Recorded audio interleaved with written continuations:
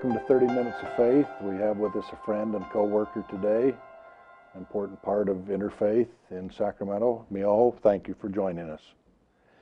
Will you tell us about where you were born and where you were raised and how you got started in life? Oh my. Okay, I was born in Mulhouse, France. My parents were Hungarian. Both escaped during the war from Hungary and met in France, fell in love, married, and had my brother and I. And we came to this country when I was 4. And are your parents alive? No, they both passed away. And how about your brother? He's passed away too. I'm the only one left except for a couple of nieces and nephew. And how'd you make your way to Sacramento? Oh, it was a long journey. We moved to Michigan at first. When I was 21, I moved to New York. Lived there for a good 15 years, and I was then being drawn down to the West. And as I was coming down through the West, I encountered Navajo family that ultimately became like a family to me, and they still are. So I'm blessed with 2 families in this life. And when I was down there, I ended up getting into a car accident when I was in Southern California. Changed my life, and I was a field biologist back then. And so when I had an opportunity to come up here in Sacramento, my project coordinator, one of my project coordinators, had some work I could do while I was recovering, and I came up here and connected here to the Buddhist temple, the Koyasan temple on 14th and U, downtown. And since then, that practice has been speaking to me. I was Tibetan Buddhist early on in my life, and I was Buddhist all my life, but not always practicing. It was only when I went to Koyasan temple and that Kobadaishi, actually, the message came through to me in a very clear and beautiful way, and louder than it's ever been spoken before. So that's the practice that I've continued at. Did your parents practice a religion? Yes, I was raised Catholic. And actually, when I was a child, I was going to become a nun, a Catholic nun. I swore that to my mother, and I just felt very strong affinity. And she wanted to encourage me in different directions. She wasn't supportive so much of me becoming a nun at that stage. And as I grew older, I was always seeking the truth, I think, always looking for the absolute. And then I started to question about absolutes, because there's so many different languages of religion. And that's kind of what I see religion as, and always have, is that we all speak different languages. We just have to find the language that we understand and continue to communicate with that. And that becomes, it grows into faith that way. I'll come back to Buddhism in a minute. Sure, sure. The Navajo family, is that Arizona? Yes, actually. And do you still have contact with them? Oh, absolutely, yes. Uh-huh. Family's a wonderful thing. Families are wonderful things all the way around, and you sometimes encounter them along your way in life. Were you a happy child? Oh, absolutely, yeah. I was very much loved. I received, my father, of course, was a daddy's little girl type of thing, and they cared for us greatly. We had all our needs met. We never wanted for anything, really. We weren't rich, we were just comfortable, it was okay. Now, before we came on the air, we talked about a couple of things, but cooking was one of them. Oh. Was your mother a good cook? She was a great cook. She was wonderful. And did you learn from her, or did you go somewhere to learn more cooking? I learned from her, and it just when I see food, it combines easily. I guess like a mechanic puts a car together, anything in the kitchen I can put together pretty much. A pinch here and a dash there and a spoon here. Pretty much, yeah, and experiments, yeah. My mother was a wonderful putter together of leftovers. She could take 3 or 4 days worth of leftovers and make just a wonderful meal. Yeah. And I have cousins in that who say they always like to come to our house because she made such wonderful things. Yeah, that was my mother's house too. Now, field biology. Yes. Let's talk a moment. What specifically were you pursuing? Did you have a I had a great opportunity when I went to Arizona. I was in social services, and I was studying psychology when I went to the State University of New York at Stony Brook. And when I went to Arizona, I accidentally, serendipitously, happily fell into biology fieldwork, and it was so wonderful. I was a desert tortoise specialist. I started out with spotted owls and desert tortoises, and it was just fantastic, you know, to be in nature for great lengths of time, and that's one of the beauties of it. And then I ended up in a car accident, so that kind of cut short. Do you still keep an eye on turtles and tortoises? Oh, no, no, no. I left the field work. I had sustained some extreme injuries from that accident, and so it wasn't possible to really go back in the same capacity. So I went back to school. Very good. Mm-hmm. Now, I've been told by quite a few people that Buddhism isn't really a religion. Would you agree with that? Yes and no. Okay. And yes, in the sense that people follow it and practice it in such a way as to, you know, as to be in a religious format. But the essence of Buddhism is actually a philosophy. It's a philosophy of life that can be applied to anyone of any religion. It doesn't matter who you are. Even atheists can apply Buddhist philosophy. It's you know, bringing harmony between peoples, and that's the basic elements of it. Are there people who would practice Buddhism and still go to the Catholic Church? Oh, absolutely, all the time. I don't know if you, Thomas Merton, the monk. Yes. Yes, he traveled to the East, and he explored, you know, Eastern philosophies. Meditation is such an intrinsic part of Buddhism, you know, Buddhist practice, and every Buddhist sect, you know, utilizes meditation in their teachings and in their everyday practice. It's very important. And Thomas Merton studied meditation. Saint Ignatius of Loyola also had meditation practices. And so these are not so, you know, so far apart from the West. It's, you know, there's cultural influences, of course, but, you know, the philosophies of Buddhism, you know, are universal and can be interpreted such. You said you had practiced Tibetan. I did for a period of time. Have you been in Tibet? No, I was never in Tibet. I was married several years ago and went up to a Buddhist monastery upstate New York, and you know, went into retreat for about 5 days, you know, and fasted. And you know, I first encountered Buddhism when I was in karate when I was 16. And, you know, it was something that I was very intrigued about, but I was still searching for truth, and I kept coming back to Buddhism. And so Tibetan Buddhism spoke to me at that time. But as I continued, I looked and said, oh, there's so many different ways of, you know, applying this to life. How do I apply it in my own life? The Potala Palace in Lhasa, Tibet. Yes. When we visited there several years ago, one of the things that I really, really liked is they had built that to start with out of adobe brick that wouldn't be too much bigger than a cinder block that we would use in America.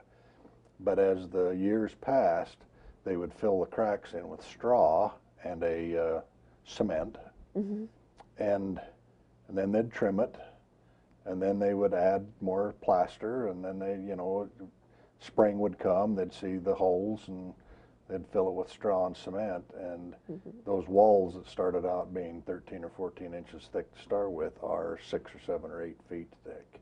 And it's a great and beautiful temple, and it's filled with peace and quiet and goodness. How wonderful that you had that opportunity. We thought it was one of the most wonderful things we'd ever seen, and to watch how over the hundreds of years they had, you know, we have so many temples and churches that kind of get run down, and they just kept building up and making better and better, and there's a big courtyard up in the top. You know, you can't see that from the ground, but there's several things up there that are just so peaceful and nice. That's we were sorry to leave. We spent 3 days, and we were sorry to have to leave there. What are you doing with your spare time these days? That's an interesting combination of words. Spare time. I'm writing for an online publication right now. I write on Buddhism for Sacramento, and that's a current heart journey that's really very important, because we have, I mean, Sacramento is the most diverse city in America, obviously. We also have such great diversity of Buddhism. It's just the cultural, presence here is so extensive and so beautiful and wonderful. And, being from the East, Buddhism is connected with so many nations, Japan, Korea, Tibet, India, Burma, Thailand, Vietnam, and so on, Cambodia. They're all beautiful nations, and those cultures are here in Sacramento. And so and they arise inside of the temples, and the beautiful temples that there are. And the connection with those temples, everyone follows their own faith and follows within their own temple or church, of course. But it's so wonderful when everyone can come together. And this is my intention with my writing, is to present the different events, the different services, the different practices, the news, there's a calendar, there's a monthly calendar that I write to show all the different events in the Buddhist communities throughout Sacramento. So I get excited about that. Now, it seems to me when I was a boy, even as a teenager and later going off the military, the Eastern religions were sort of exactly that. They were in the East, and they were far removed, and we had some periphery to them. But that's not necessarily true anymore, is it? No, I think, well, of course the East is still in the East, but I mean, it's integrated into our culture just like we are a melting pot nation. So many cultures are here, and the East is here as well. You can find the flavors, the energy, and the faith of the East coming through. And that's wonderful because it merges with the West. And, there's a wonderful, beautiful growth in that, I think, for all the faiths coming together. I mean, this is why I so appreciate ICGS. This is what it stands for, is to have our languages of faith coming together, to have greater understanding so we don't have so much misunderstanding and so much conflict and anger with one another. I believe there can be peace, and peace comes from our hearts. But it also comes from our other senses. We have to use our ears to hear, our eyes to see, and our mouths to speak. We have to communicate with one another about who we are. And that's why, this forum is so wonderful too, this opportunity. Buddhism is just a great, direction and path. It walks along many other paths. And I believe that the truth is in all of us, in all of our faiths. We just have to respect one another and how we express it. Thanks for the plug for Interfaith, by the way. A week or two ago, I was in a place with a couple of faith leaders, and we talked about focusing on similarities and not the differences. And one of them said to me, "Well, that's not very politically correct, but it's a really good approach. I really like it." And I drove home that day, thought, well, politically approach and be danged, I think if we can focus on the truth is in all of us and that we have similarities, that works really, really well. Tell us more about Buddha. Buddha? Yes.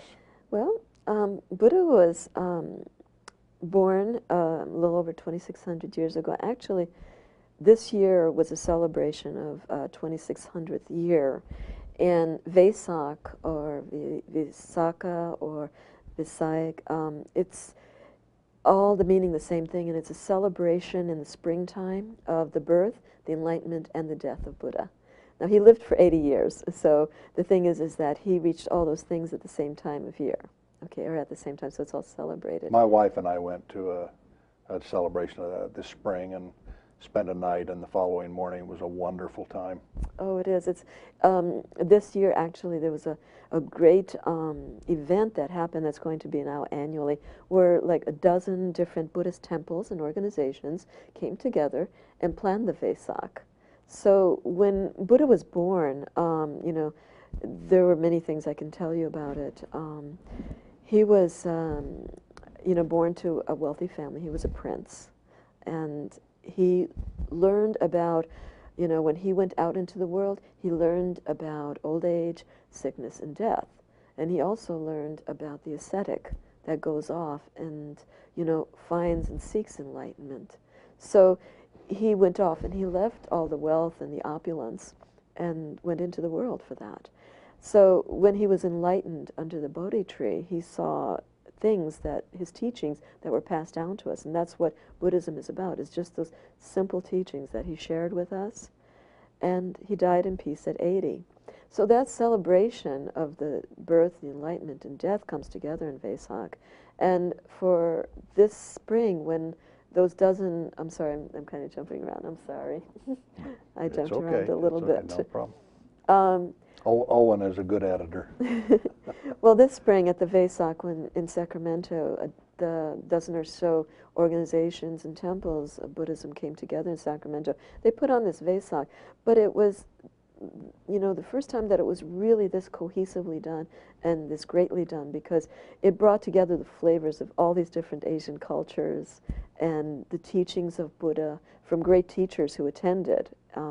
So there were so many things, the music, the foods, and everything. So that's a great celebration. I hope people will come to in Sacramento in next spring at the Vesak. So that was not only enlightening and a fine teaching moment, but it was also peaceful and respectful and, you know, delightful. Oh, when you went, where did you go to? In Carmichael. Ah, okay. Which temple? Sorry, I don't remember the name. That's okay. They mailed us an invite, and we kind of decided on the spur of the moment, let's go over on Friday night and Saturday morning. We had a wonderful experience, and they taught us a lot of good things. We were really glad we had attended. Oh, that's so wonderful. I'm happy to hear you had that experience. You know, when people get the opportunity, that's another thing about my column, is I've tried to give information about the different temples and the events, but to let people know that you don't, you know, a lot of people I think are afraid to walk into a Buddhist temple because it's from a different culture. And I think they're uneasy about what they should do or what's proper in that. But it's very easy to walk in with respect for the temple and for the practice, you know, to understand that you can experience that. You can go to meditate at Buddhist temples around Sacramento. Most everyone I've spoken to welcomes people to come in and sit and meditate, and many of them have services in English. So, and many of them are American, like for Sacramento Buddhist Meditation Group or the Valley Stream Zen Center, Zen Sangha rather, Sacramento Insight Meditation. These are Western groups that are emerging. So there's a Western Buddhism that's also evolving from all of the Eastern influences. And that needs to be recognized, and more people are realizing that. One of the things that happens in my life is I faith hop, and it's not unusual to be in 2 or 3 places in an afternoon and an evening. The only downside of that is 2 weeks later I remember being there, but who did I talk to while I was there, and what was I doing specifically? Would you say that the practice of Buddhism has a wonderful future? Oh my goodness. Yes, in fact, we're waiting. The Maitreya Buddha is, you know, something, is the Buddha of the future. So the teachings from Maitreya will be coming too. There's absolutely, Buddhism goes through time. There's endless times of Buddhas that have come. Buddha is not only a physical presence, but a universal presence. So, yes, Buddhism, the teachings are universal, of course. Now I'm going to ask you sort of a surprise question. I don't really expect you to know the answer because I've asked 4 or 5 other people. In China, we went down into a grotto, and there was a large cave, and it had 6 Buddhas down one side, 3 across the front of the room and 6 more coming down the other side, so that it looked like a, you know, a presidency with 12 Buddhas. They were all distinctly painted in different colors. They had different expressions on their face. I mean, they were distinct 15 men. Do you have any idea what that would be? Do you know what part of China? It was out in the central part, out by Wuhan, where Chairman Mao was born and raised. It was a beautiful place, and it had been there for 2,000 years. It had only been uncovered and discovered in the 1950s or 60s or something, but it was a beautiful thing, and we were fascinated. They had lots of other things carved in the walls and in the rocks of this grotto, but in this cave obviously was the leadership room, it looked like, and that fascinated us. We asked everybody we could around there. No one knew the significance of that, and I've thought about it a lot. It looked like where the fathers would come together to decide what would be best for the people. I'm personally, at this moment, I'm not sure, but I can certainly find out for you. I wish you'd look into that. I will definitely look into it. I'll try to email you a picture of it. Oh, that would be wonderful, because I can definitely get the information for you then. I stood back at the opening and took a flash. It turned out pretty well. We have many Chinese Buddhist temples here in groups, so the answer will be forthcoming. Do you study much of the history of Buddhism, or are you focused sort of on the here and now? Oh, no. We understand, you know, where Buddha comes from, his history. You know, as a Buddhist, you learn the things along the way, of course, and then you focus on the teachings that you follow, because it's good to have a teacher to guide you in Buddhism, not just to read books and things. It's always good to have someone who can lead you.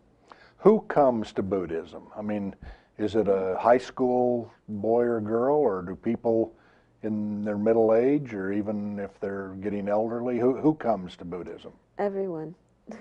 There's no demarcation on that. It's just everyone is welcome, of any, you know, way, shape, or form, of any life or lifestyle or history, you know, because Buddhism just is a path that you can follow that, you know, has many, many directions, just like we have in life.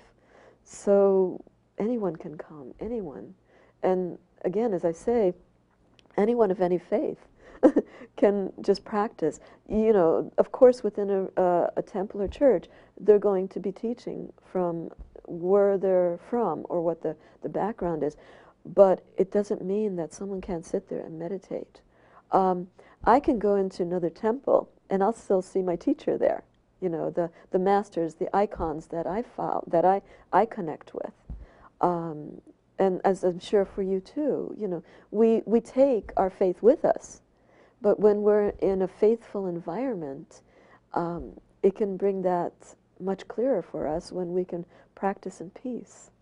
So. Is there an administrative headquarters? I mean, in the United States, is there some place that's central that teachers and masters would look to? There are, you know, groups of, you know, Buddhists, but I mean, mostly everything is done within the temple or their connection to the country of origin, if they come from another country, or if they organize here. For example, with my sect, the sect that I follow is Shingon-shu, and it comes from Japan. Its headquarters are in Koyasan, on Mount Koya in Japan, and we, you know, get all our directives. We don't have a great many temples here where it's a very old sect, but, you know, so many of the other sects, you know, have their own directions, you know, their own affiliations. So the headquarters are very diverse. The teachers or masters who would lead at a particular gathering place, are they, these are my words, but are they a paid ministry? Well, they are taken care of by their community. But they're so they're not, they don't leave on Sunday and go teach school somewhere or work for the state of California. You know, it varies so much because of the different practices. Like, there are two major schools in Buddhism, Theravada and Mahayana, and Theravada follows It's more of a basic, fundamental direction following Buddha's teachings exactly, and very simple, like for example Tibet, Japan, China, Korea. They're Mahayana, which means they are a little bit more progressive. They have saints and deities, and you know, by the way, Buddhism is not simply polytheistic, because that's not how we look at it. Buddha is everything, everywhere. But anyway, what I was going to say is that the teachers that come from those traditions are very different. You know, some of them will go out into the communities, and there's a lot of work that's done within the communities to help the communities that they're from. What will happen after you die? I'm reincarnated. And do you have an idea of where you will be? No, but in this life, my purpose is to strive towards enlightenment and live in the pure way and the teachings of Buddha for the benefit of all people, of all beings. Are you making good progress? I hope so. I'm a monk. I took my vows as a monk in 2009, and I continue to live as a monk and share the Dharma with people, and to join in the communities of Buddha. We have three jewels. It's the Buddha, the Dharma, which is the teachings, and the Sangha, which is the community. It goes farther than that, but that's a simple form. And how do you spend most of your time in the community? Currently, I'm visiting the different temples. I try to write about them, to to bring more information about them to the Sacramento community, for not only Buddhists, but for all the people in Sacramento, to feel welcome to come to Buddhist temples and to Buddhist events, and to learn more about the teachings and share with one another. How would we find your blog? Well, I'm with the Sacramento Examiner currently, and it'll be expanding a bit, but if people want to find it, it's on Sacramento Buddhist Examiner. It's a long website, so just Google Sacramento Buddhist Examiner, and you'll be able to find the writings and the imagery. It's nice to have visited with you. Thank you for taking the time. I know that wasn't the most comfortable thing in your life. Thank you for doing that. It's nice to have you, and this will help the people in Sacramento understand better. Thank you, and I wish you many blessings, Thank John. you. Thank you for your time as well.